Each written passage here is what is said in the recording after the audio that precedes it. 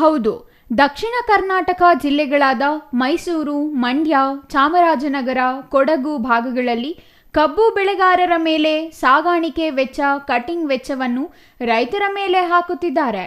ಈ ಬಗ್ಗೆ ಮಾನ್ಯ ಮುಖ್ಯಮಂತ್ರಿಗಳು ಬೆಳಗಾವಿಯ ಸಕ್ಕರೆ ಕಾರ್ಖಾನೆಗಳಿಗೆ ಆದೇಶ ಮಾಡಿದಂತೆ ಇಡೀ ರಾಜ್ಯದಲ್ಲಿ ಕಬ್ಬು ಬೆಳೆಯ ಸಾಗಾಣಿಕೆ ವೆಚ್ಚ ಮತ್ತು ಕಟಿಂಗ್ ವೆಚ್ಚವನ್ನು ಕಾರ್ಖಾನೆಯ ಮಾಲೀಕರೇ ಭರಿಸಬೇಕೆಂಬ ಆದೇಶವನ್ನು ಇಡೀ ರಾಜ್ಯಕ್ಕೆ ಅನ್ವಯಿಸುವಂತೆ ಆದೇಶ ಮಾಡಬೇಕೆಂದು ಕರ್ನಾಟಕ ರಾಜ್ಯ ರೈತ ಸಂಘ ಮತ್ತು ಹಸಿರು ಸೇನೆಯ ಕಾರ್ಯಾಧ್ಯಕ್ಷರಾದ ವಿದ್ಯಾಸಾಗರ್ ಒತ್ತಾಯಿಸಿದ್ದಾರೆ. ಕೇಂದ್ರ ಸರ್ಕಾರ 10.25 ಇಳುವರಿಗೆ 3,550 ರೂಪಾಯಿನ ಘೋಷಣೆ ಮಾಡಿರೋಂಥದ್ದು.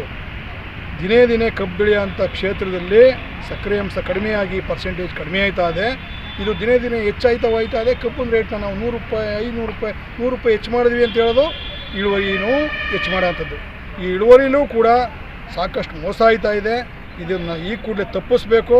ಕೇಂದ್ರ ಸರ್ಕಾರ ಏನು 10.25 ಇಳುವರಿಗೆ ಮಾನದಂಡವಾಗಿ ಇಟ್ಕೊಂಡು ಕಬ್ಬಿನ ಬೆಲೆಯನ್ನು ನಿಗದಿ ಮಾಡ್ತಾಯಿದ್ದಾರೆ, ಇದನ್ನು ಈ ಕೂಡಲೇ ಕೈ ಬಿಡಬೇಕು. ಕನಿಷ್ಠ 8.5ರಿಂದ 9% ಇಳುವರಿಗೆ ಒಂದು ದರವನ್ನು ನಿಗದಿ ಮಾಡೋಂಥ ಸಂಸ್ಕೃತಿನ ಇಲ್ಲಿ ಕರ್ನಾಟಕದಲ್ಲಿ ಇಡೀ ಭಾರತಾದ್ಯಂತ ಹುಟ್ಟಾಕಬೇಕು ಅಂತೇಳಿ ಈ ಮುಖಾಂತರ ಹೇಳೋಕ್ಕೆ ಇಷ್ಟಪಡ್ತಾ ಇದ್ದೀನಿ. ನನ್ನ ಹೆಸರು ವಿದ್ಯಾಸಾಗರ್, ಕಾರ್ಯಾಧ್ಯಕ್ಷರು, ಕರ್ನಾಟಕ ರಾಜ್ಯ ರೈತ ಸಂಘ, ಹಸಿರು ಸೇನೆ. Kumar, CTV news, Nanjangud.